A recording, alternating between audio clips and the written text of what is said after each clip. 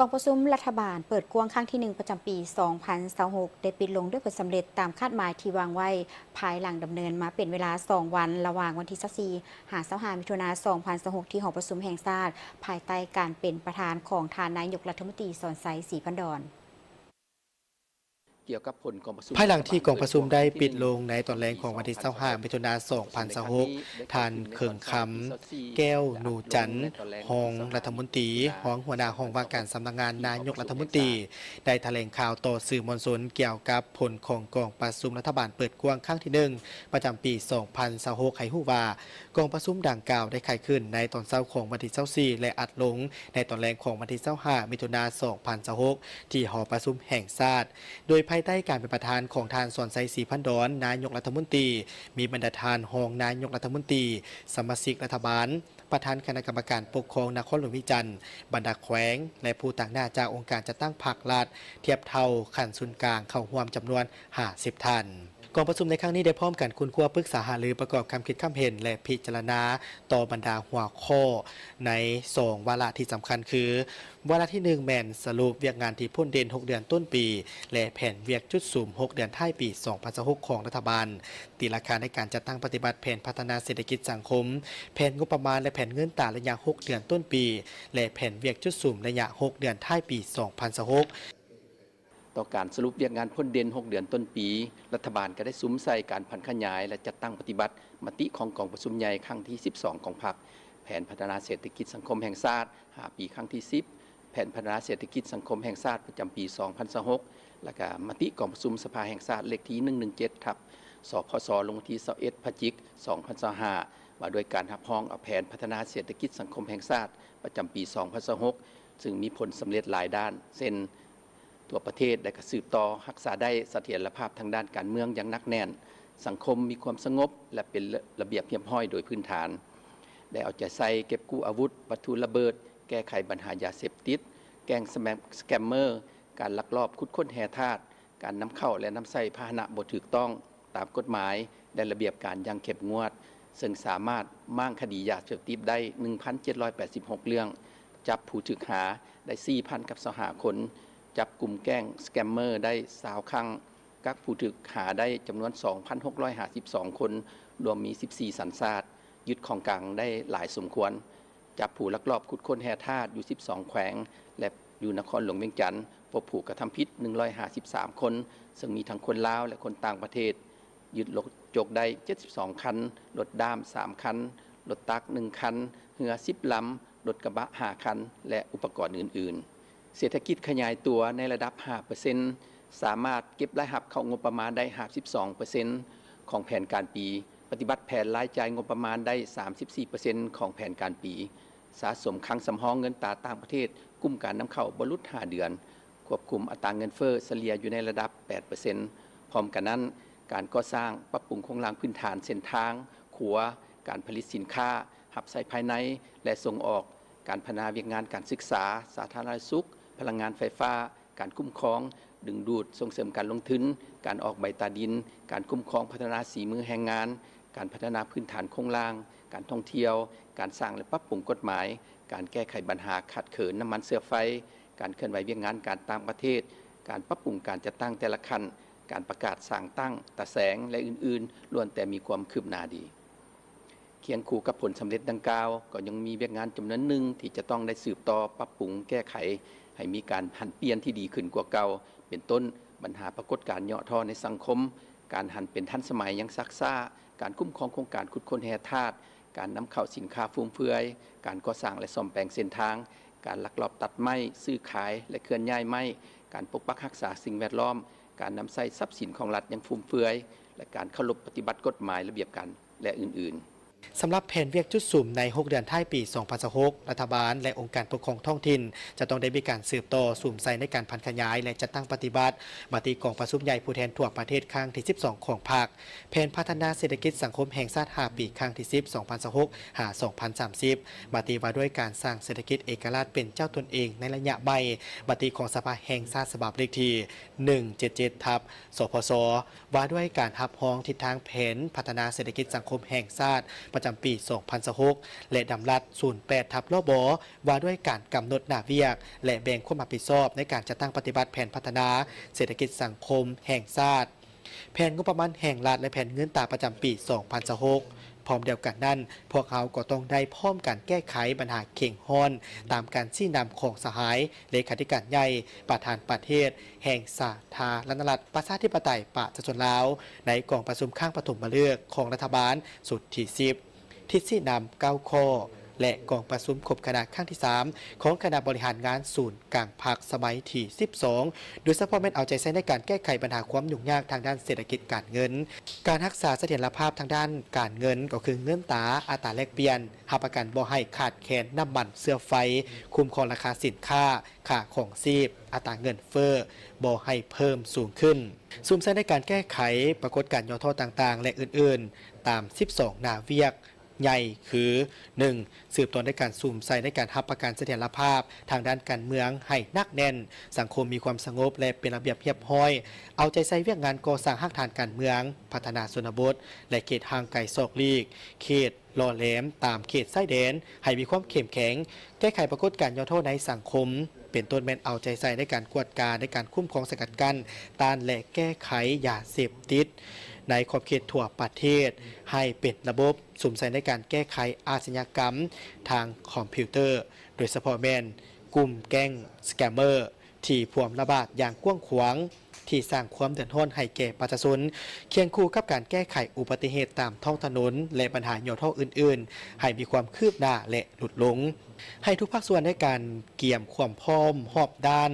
รับมือกับภัยพิบัติที่อาจจะเกิดขึ้นในต่อหน้าเพื่อรับประกันความปลอดภัยทางด้านชีวิตและทรัพย์สินของประชาชนต้องมีการวางแผนแต่หัวทีมีระบบเตือนภัยธรรมชาติอย่างทันการเอาใจใส่ในการบริหารการจัดการของบรรดาเขื่อนไฟฟ้าให้ดีการเกี่ยมความพร้อมในการเคลื่อนย้ายประชาชนในการช่วยเหลือบรรเทาทุกข์ประชาชนหากมีภัยพิบัติเกิดขึ้น 2. เอาใจใส่ในการสุกยู่เก็บรายรับงบประมาณโดยสุ่มใส่ในการสร้างนโยบายสุกยู่ส่งเสริมแต่หัวทีโดยเฉพาะกระแมนบรรดาหน่วยงานรายรับใหม่เพิ่มขึ้นอยู่แห่งการหันเป็นทันสมัยในการเก็บรายรับการค้นคว้าปรับปรุงระเบียบการมาตรการเกี่ยวกับการกำหนดค่าธรรมเนียมและค่าบริการเคียงคู่กับการคุ้มครองการเก็บรายจ่ายงบประมาณให้ปฏิบัติตามแผนการและมีประสิทธิผลให้ส่งเสริมการประหยัดและต้านการฟุ่มเฟือยในทั่วสังคมโดยเฉพาะเป็นการค้นคว้าวางมาตรการใหม่ให้สอดคล้องและสามารถปฏิบัติได้บ่ให้วางออกแบบรวมๆควรมีการวางมาตรการที่มีลักษณะเจาะจงว่าอันใดแม่นการประหยัดอันใดแม่นการฟุ่มเฟือยการฟุ่มเฟือยแบบใดจะได้มีการลงวินัยรัฐบาลต้องเป็นแบบอย่างนำหน้าในการประหยัดเช่นเริ่มมีการจัดตั้งปฏิบัติในการประหยัดในการนำไส้ไฟฟ้าน้ำประปาลดผ่อนการนำไส้ค่าใช้จ่ายบริหารที่บ่สมเหตุสมผลรวมทั้งการเคลื่อนไหวเวียกงานอยู่ต่างประเทศที่บ่จำเป็นปลูกจิตสำนึกชาตินิยมส่งเสริมการนำไส้ผลิตภัณฑ์ภายในประเทศสืบต่อปรับปรุงบรรดารัฐวิสาหกิจให้เข้มแข็งและดำเนินธุรกิจใหม่ให้มีประสิทธิภาพซุ่มใส่ปฏิบัติบรรดามาตรการต่างๆเพื่อสืบต่อรักษาเสถียรภาพเงินตราแห่งชาติสู่สนสะสมขังสำรองเงินตราต่างประเทศกุ้มการนำเข้าให้ได้ตามแผนการ3แม่นสืบต่อในการสุกยู่และส่งเสริมผลิตภัณฑ์ภายในเพื่อเป็นการทดแทนการนำเข้าบรรดาพื้นฐานการผลิตที่มีท่าแหงเป็นต้นแม่นเสบียงอาหารแนวพันธุ์พืชหัวอาหารสัตว์ฝุ่นสิบภาพและปุ๋ยสุกยู่การส่งเสริมการผลิตและการปรับปรุงการผลิตกสิกรรมและอุตสาหกรรมเพื่อเป็นสินค้าส่งออกที่มีมูลค่าเพิ่มสูงขึ้นทางค้าประกันทางด้านปริมาณและคุณภาพสามารถแข่งขันได้เอาใจใส่ในการคุ้มครองราคาสินค้าหับไส้ในชีวิตประจำวันที่มีความสอดคล้องกับสภาพเศรษฐกิจตัวจริงส่งเสริมและพัฒนาจุลวิสาหกิจขนาดน้อยและขนาดกลางให้มีความเข้มแข็งโดยการสืบต่อในการจัดตั้งปฏิบัตินโยบายสินเชื่อเพื่อกระตุ้นเศรษฐกิจการกระจายแรงทุนและบรรดากองทุนต่างๆให้มีประสิทธิผลสืบต่อดัดสมบริษัทนำเข้าน้ำมันเสื้อไฟและดัดสมบริษัทนำเข้ารถที่มีจำนวนหลายให้ลดลงเพื่อเป็นการคุ้มครองง่ายส่งเสริมการนำไส้รถไฟฟ้า การนำใช้พลังงานที่สะอาดโดยเฉพาะแม่นส่งเสริมครัวเรือนติดตั้งพลังงานแสงตะเวนถึงหลังคาเรือนให้แข็งแรงและเป็นรูปธรรมกว่าเก่าพร้อมกันนั้นเฮียบฮ้อนค้นคว้ารูปแบบการลงทุนโครงการพัฒนาโครงรางทอซุงน้ำมันเวียดนามลาวให้สำเร็จตามแผนการที่วางไว้พร้อมเดียวกันนั้นก็ให้สืบต่อในการแก้ไขการลักลอบขุดค้นแห่ธาตุลักลอบขุดค้นค้ำตกคอนและการขุดค้นไม้ที่บ่ถูกต้องอย่างเด็ดขาดเข้มงวดซีแมนสุกยู่แหงการผลิตเสบียงอาหารและผลิตเป็นสินค้าเกษตรกรรมที่มีท่าแหงสืบต่อในการขึ้นทะเบียนออกใบตาดินสำหรับให้สำเร็จตามแผนการพร้อมทั้งออกแจ้งการเกี่ยวกับการลงทะเบียนออกใบตาดินการหันเปลี่ยนกรรมสิทธิ์ที่ดินต้องชำระค่าธรรมเนียมค่าซื้อขายกรรมสิทธิ์นำไส้ดินและธุรกรรมต่างๆเกี่ยวกับดินแม่นให้ชำระผ่านระบบธนาคารสุ่มใส่ในการปรับปรุงการสร้างบรรดาเส้นทางคมนาคมทางบกทางน้ำและทางอากาศตามแนวเศรษฐกิจต่างๆทางหลวงแห่งชาติและทางหลวงคันท้องถิ่นรวมทั้งการปรับปรุงบรรดาโครงรางที่ได้รับผลกระทบจากภัยพิบัติในแต่ละระยะสืบต่อในการสุกยู่นักลงทุนทางภายในและต่างประเทศในการก่อสร้างทางด่วนเวียงจันทร์ฮานอยเวียงจันทร์โบเตนทางรถไฟท่าแขกและวุ้งอางและทางด่วนอื่นๆพร้อมนั้นก็ให้เอาใจใส่ในการติดตามสุกยู่โครงการรูปแบบสัญญาสะสมการออกแจ้งการเกี่ยวกับการสำระสร้างการซื้อขายยานพาหนะโดยผ่านระบบธนาคารฮีพรให้มีการจัดตั้งปฏิบัติการนำใช้ระบบลงทะเบียนรถสำหรับรถไฟฟ้า6 แมนยูแฮงในการพัฒนาพื้นฐานเศรษฐกิจดิจิทัลให้แข็งแรงสามารถเป็นแขนงการท่าแฮงในการสนับสนุนการเติบโตทางด้านแขนงเศรษฐกิจปลายแหลมเจ็ดเอาใจใส่ในการจัดตั้งปฏิบัติบรรดาคาดหมายของแขนงวัฒนธรรมสังคม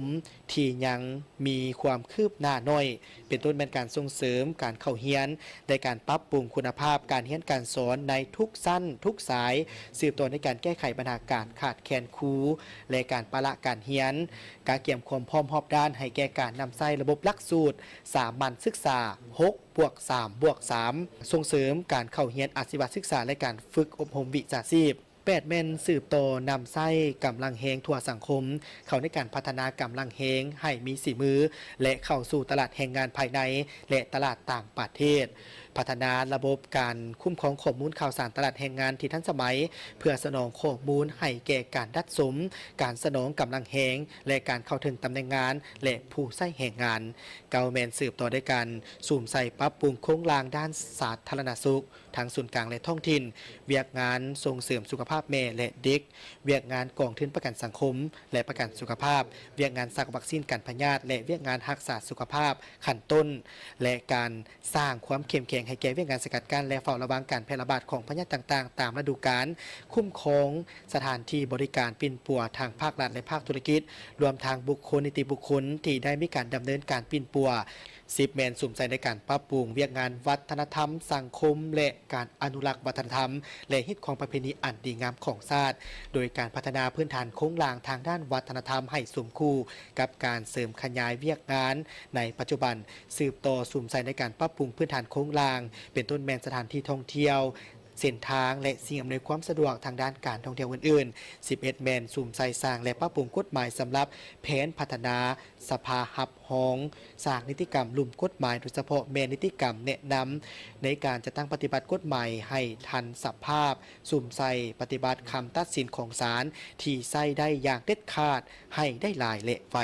12 แมนสืบต่อในการกะเกี่ยมเวียกงานการเคลื่อนไหวเวียกงานการต่างประเทศของการนำคันสู่ให้ดีเป็นเจ้าการในการจะตั้งปฏิบัติผลของประชุม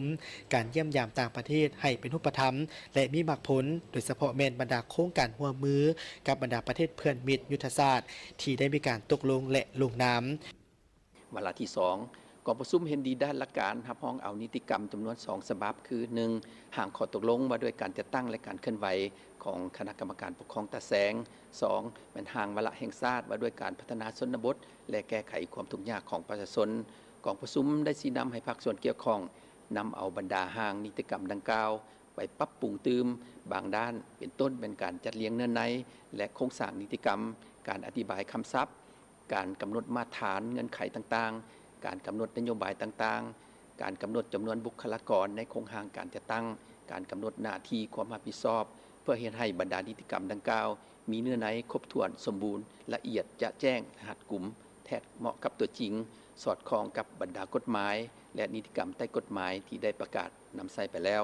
ทั้งสามารถจัดตั้งปฏิบัติได้อย่างมีประสิทธิผล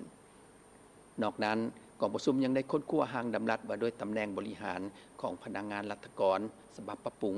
โดยได้ชี้นำให้แขนงการเกี่ยวข้องนำไปสืบต่อค้นคว้าปรับปรุงระดมความคิดเห็นจากหลายภาคส่วนแล้วนำเข้าพิจารณาในกองประชุมรัฐบาลครั้งต่อไปตื่มอีกในตอนท้ายท่านนายกรัฐมนตรีได้เรียกร้องมายังบรรดาสมาชิกรัฐบาลจงนำเอาแผนเวียกชุดซุ่มใน6เดือนท้ายปี2026เข้าในกองประชุมได้เอกภาพกันไปปรับปรุงในแผนเวียกของแขนงการตนให้ละเอียดและมีการแบ่งความรับผิดชอบในการจะตั้งปฏิบัติเป็นขั้นเป็นตอนและมีคาดหมายเวลาสำเร็จที่ชัดเจนสอดคล้องกับสภาพความเป็นจริงในแต่ละแขนงการให้แข็งแรงและได้รับมากผลดีขึ้น